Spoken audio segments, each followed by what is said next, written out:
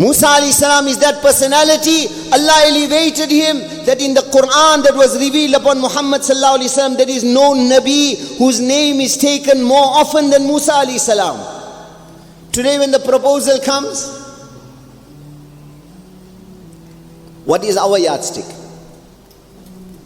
How big is the bank balance?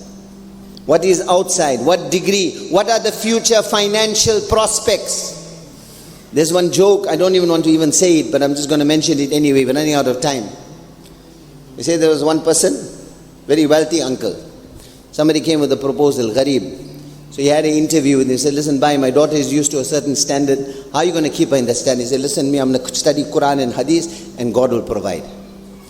So my daughter every year, she has a change of outfits, latest outfit from Paris, Europe. How are you going to give all that? He said, listen, I hear you. I'm going to study the Quran and Hadith and God will provide. So like that, every question he gives the same answer. Then the mother after that asks him, how did the interview go? So he says, listen, he's got no future financial prospects. He's got no degree. He's got no livelihood. But at least he thinks, I'm God. Today that is the thinking. إِذَا خَتَبَ إِلَيْكُمْ مَنْ تَرْدَوْنَ دِينَهُ وَخُلُقَهُ فَزَوِّجُوا. My Nabi said, even when the mangni comes, when the proposal comes, what is your thinking? He said, deen and akhlaq, deen and akhlaq, deen and akhlaq. Don't worry about the financial background. Allah is the doer.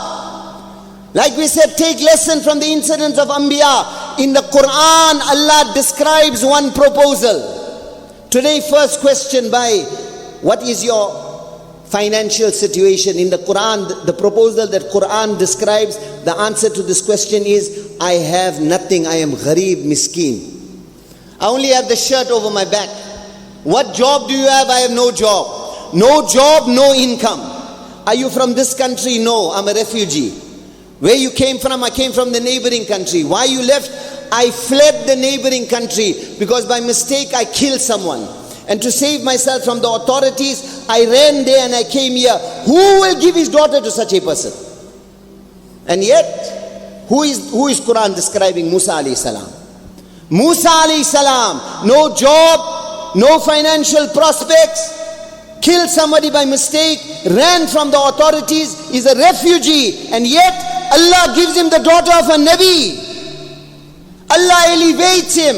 Qarrabnahu najiya. What is this? These incidents are teaching us by your value system counts for nothing. The doer is Allah.